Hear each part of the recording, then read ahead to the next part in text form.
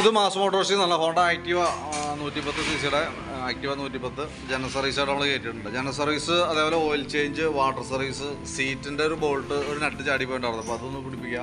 Indicator കൃത്യമായിട്ട് work ചെയ്യുന്നുണ്ടായില്ല, loose contact ആയിരുന്നു. അതായത് സ്വിച്ചിൻ്റെയും കംപ്ലയിൻ്റ് ഉണ്ട്, ഫ്ലാഷിനും കംപ്ലയിൻ്റ് ഉണ്ട്. പിന്നെ അതേപോലെ തന്നെ ബ്രേക്ക് ലൈറ്റ്, ബാക്കിലത്തെ ബ്രേക്ക് ടൈലൈറ്റ് കംപ്ലയിൻ്റ് ഉണ്ടായിരുന്നു, അത് മാറ്റാം. ഇതൊക്കെയാണ് മെയിനായിട്ട് പറഞ്ഞാണ് വർക്ക് കേട്ടോ. നമ്മൾ സർവീസുമായി ബന്ധപ്പെട്ട് നമ്മൾ വണ്ടി കയറ്റിയിട്ട് അതിൻ്റെ ബാക്ക് ബ്രേക്ക് ഭാഗം തുടങ്ങി ഡീറ്റെയിൽ ആയിട്ട് നമ്മൾ ചെക്ക് ചെയ്ത് പോകുന്നുണ്ട്. ബാക്കിലത്തെ ബ്രേക്ക് ലൈനർ നമുക്ക് ഇതുമ്പോൾ കിടക്കുന്നത് കമ്പനി ലൈനറാണ്, ഹോണ്ടയുടെ ഒറിജിനൽ ലൈനർ തന്നെയാണ്. വലിയ പഴക്കമായിട്ടില്ല, പുതിയ ലൈനർ കിടക്കുന്നത്. അപ്പോൾ നമുക്ക് ആ ബ്രേക്കിൻ്റെ ക്യാമും അതൊന്ന് അഴിച്ച് ഗ്രീസ് ചെയ്യാം, റീസെറ്റ് ചെയ്യാം. ബാക്ക് വീലിൻ്റെ ആയാലും ആക്സിലൊന്നും വേറെ ബെയറിങ് കംപ്ലൈൻറ്റ് കാര്യങ്ങളൊന്നുമില്ല. അതേപോലെ തന്നെ ബാക്കിലത്തെ ടയറൊക്കെ നല്ല ടയറാണ്, പുതിയ ടയറല്ല, നല്ല ടയറാണ്, കുഴപ്പമൊന്നുമില്ല. ഹബിൻ്റെ ഭാഗത്തായാലും വേറെ പറയത്തക്ക കംപ്ലൈൻ്റ് ഒന്നുമില്ല. അപ്പോൾ ബാക്ക് സൈഡ് നമുക്ക് ബ്രേക്കുമായി ബന്ധപ്പെട്ട് ബ്രേക്ക് ക്യാം അഴിച്ച് ഗ്രീസ് ചെയ്ത് റീസെറ്റ് ചെയ്യാം, അത് മാത്രമാണ് ചെയ്യേണ്ടതായിട്ടുള്ളൂ. ബ്രേക്ക് ലൈനറൊക്കെ പുതിയ ലൈനർ ഇറങ്ങാം. പിന്നെ നമ്മൾ എയർ ഫിൽറ്ററിൻ്റെ ഭാഗത്തേക്ക് വരുമ്പോഴത്തേക്കും എയർ ഫിൽറ്റർ നമ്മൾ ക്ലീൻ ചെയ്യാൻ വേണ്ടി അഴിച്ചാൽ പുതിയ ഫിൽറ്റർ കിടക്കണേ, നമുക്ക് ജസ്റ്റ് ഒന്ന് ക്ലീനാക്കി റീസെറ്റ് ചെയ്താൽ മതി. ഹോണ്ടയുടെ കമ്പനി ഫിൽറ്ററിനെ കിടക്കണം കേട്ടോ. അപ്പോൾ തുടച്ച് ക്ലീനാക്കുക, റീസെറ്റ് ചെയ്യാം. ക്ലച്ചിൻ്റെ ഭാഗം നമ്മൾ ഇതേപോലെ ചെക്ക് ചെയ്യുന്നുണ്ട്. ക്ലച്ച് ഭാഗം ചെക്ക് ചെയ്യുമ്പോൾ ഈ ക്രാങ്ക് ഷാഫ്റ്റിൻ്റെ സൈഡിൽ തന്നെ ഓയിൽ സീൽ ലീക്കേജ് തുടങ്ങിയിട്ടുണ്ട്. ആരംഭമാണ്, കൈയോടെ നമുക്കത് മാറ്റിയിടാം.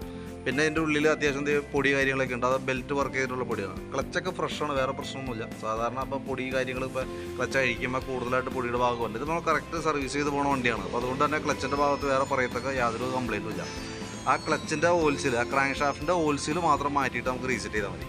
ബെൽറ്റൊക്കെ നമ്മൾ അഴിച്ച് ചെക്ക് ചെയ്തു. കമ്പനി ബെൽറ്റ്, ഹോണ്ടയുടെ ഒറിജിനൽ ബെൽറ്റാണ് നമുക്കത് കിടക്കണേ. ഹോണ്ടയുടെ ഒറിജിനൽ ബെൽറ്റാണ്, വേറെ കുഴപ്പമൊന്നുമില്ല, പുതിയ ബെൽറ്റാണ് കേട്ടോ.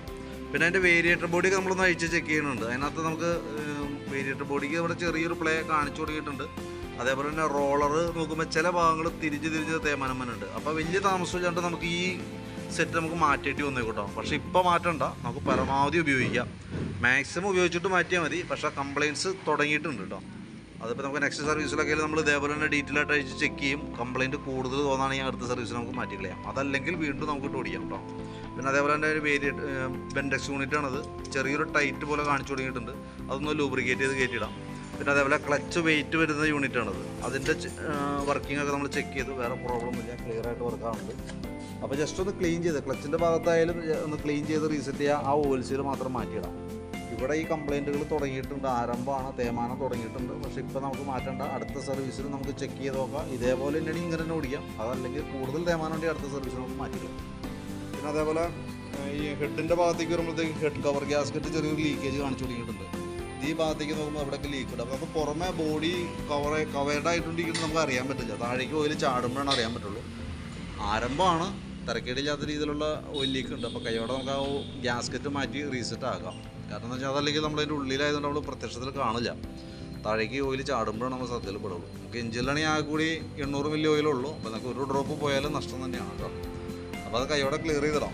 സെക്കൻഡറി ഫിൽറ്റർ യൂണിറ്റ് നമുക്ക് മാറ്റിയിടാം. കാരണം എന്ന് വെച്ചാൽ അത്യാവശ്യം നല്ല രീതിയിൽ തന്നെ അഴുക്കായിട്ടുണ്ട്. അത് ശരിക്കും വന്നത് ഇതിൻ്റെ ഉള്ളിലാണ്, എഞ്ചിൻ റൂമിൻ്റെ ഉള്ളിൽ ഈ ഭാഗത്തായിട്ടാണ് വന്നിട്ട്.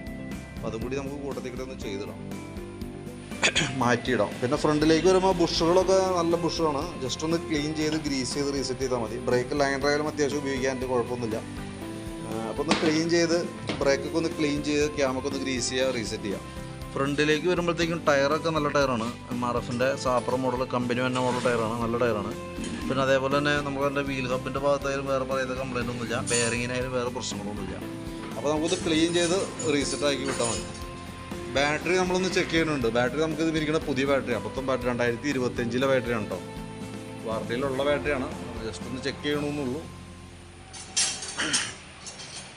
വോൾട്ടൊക്കെ നോക്കുമ്പോൾ 12.92 വരെ വോൾട്ട് കാണിക്കുന്നുണ്ട്. ബാറ്ററി ചെക്ക് ചെയ്യുമ്പോൾ ഓക്കെ ആയിട്ട് തന്നെയാണ് കാണിക്കുന്നത് കേട്ടോ. പിന്നെ നമുക്ക് അതിൻ്റെ ഇൻഡിക്കേറ്റർ പ്രോപ്പറായിട്ട് വർക്കിംഗ് അല്ലായിരുന്നു. 2 കാരണങ്ങളാണ്. ഒന്ന് ഫ്ലാഷർ യൂണിറ്റ് കൃത്യമായിട്ട് ഫ്ലാഷ് ചെയ്യുന്നില്ല എന്നുള്ളതാണ്. അതുകൂടാതെ ഈ സ്വിച്ചിലും കംപ്ലയിൻ്റ് ഉണ്ട്. സ്വിച്ച് ഇപ്പോൾ ഇത് ഇൻഡിക്കേറ്റർ മാത്രമല്ല കേട്ടോ, ഈ ഹോണിൻ്റെ സ്വിച്ച്, ഹോൺ വർക്ക് ചെയ്യുന്നുണ്ട്. പക്ഷേ അതിൻ്റെ ഇവിടുത്തെ ലോക്ക് പോയ കാരണം നമ്മൾ എങ്ങനെ വെച്ചാൽ ഇപ്പോൾ എങ്ങനെ വെക്കും ഇരിക്കും, കുറച്ച് കഴിയുമ്പോഴത്തേക്ക് ഇങ്ങനെ തല്ലി പുറത്തേക്ക് വരും. അപ്പോൾ അത് മാറ്റിയിടണമാണ് നല്ലത്. ഈ ഇൻഡിക്കേറ്റർ സ്വിച്ച് എന്ന് പറയുമ്പോഴത്തേക്ക് അതൊന്ന് ചേഞ്ച് ചെയ്തിട്ടൊക്കെ, അതായത് നമുക്ക് ഓൾറെഡി കംപ്ലയിൻ്റ് ഉള്ളതാണ്. ചില സമയങ്ങളിൽ ലൂസ് കോണ്ടാക്റ്റ് കാണിക്കുന്നുണ്ട്. അപ്പോൾ അത് ഇൻഡിക്കേറ്ററിൻ്റെ സ്വിച്ച് മാറ്റിയിടാം, ഹോണിൻ്റെ സ്വിച്ച് മാറ്റിയിടാം, ഫ്ലാഷ് യൂണിറ്റ് ചേഞ്ച് ചെയ്ത് വയ്ക്കുക. അപ്പോൾ ആ ഇൻഡിക്കേറ്ററുമായി ബന്ധപ്പെട്ട കംപ്ലയിൻറ്റ് റെഡി ആയിക്കോളും. മെയിനായിട്ട് ഫ്ലാഷാണ് പോയേക്കണേ. പിന്നെ സ്വിച്ചുകൾ മാറ്റുന്ന ചെറിയ ലൂസ് കോണ്ടാക്റ്റ് തുടങ്ങിയിട്ടുണ്ട്. ഇനി അങ്ങോട്ടേക്കും മഴയാണ് വരാൻ പോണേ. അപ്പോൾ ആ കംപ്ലയിൻറ്റ്സ് നമ്മളിപ്പോൾ അത് റെഡിയാക്കിയില്ലെങ്കിൽ വീണ്ടും റിപ്പീറ്റ് ചെയ്ത് വന്നുകൊണ്ടിരിക്കും. പിന്നെ സ്പാർക്ക് പ്ലഗ് നമ്മളൊന്ന് അഴിച്ച് ക്ലീൻ ചെയ്തിടുന്നുണ്ട്. മാറ്റേണ്ട ആവശ്യമില്ല. നമുക്കിത് ഈ പ്ലഗിൻ്റെ അഡാപ്റ്റർ നമുക്ക് കംപ്ലയിൻ്റ് ഉണ്ട്. അതായത് അഴിക്കുമ്പോൾ തന്നെ ഇവിടെ നിന്ന് പൊട്ട് വീണിട്ട് പൊട്ടിയിരിക്കണം. അപ്പോൾ ഇതൊന്ന് ചേഞ്ച് ചെയ്തിട്ടുണ്ടാക്കുക. അതല്ലെങ്കിൽ നമുക്ക് ഷോർട്ടിങ് വരും സംഭവം. അപ്പോൾ അതൊന്ന് ക്ലിയർ ചെയ്തിടാം. പിന്നെ എഞ്ചിൻ ഓയിൽ മാറ്റാം. അപ്പോൾ നിലവിൽ നമുക്ക് മാറ്റേണ്ടി വന്ന ഭാഗം ജസ്റ്റ് ഞാൻ പറയാം കേട്ടോ. ഒന്ന് നമുക്ക് എഞ്ചിൻ ഓയിൽ മാറണം. ഓയിൽ മാറ്റുമ്പോൾ അതിൻ്റെ സ്റ്റിക്കിൻ്റെ ഓറിങ്ങും ആ ബോൾട്ടിൻ്റെ വാഷും കൂടി നമ്മൾ ചേഞ്ച് ചെയ്തിടും. ഈ ഭാഗത്തേക്ക് വരുമ്പോഴത്തേക്കും സെക്കൻഡറി ഫിൽട്ടർ യൂണിറ്റ് പ്ലഗിൻ്റെ അഡാപ്റ്റർ നമുക്കൊന്ന് മാറ്റിയിടണം. ഫ്രണ്ടിലേക്ക് വരുമ്പോൾ വേറെ പറയത്തക്ക പ്രോബ്ലംസ് ഇല്ല.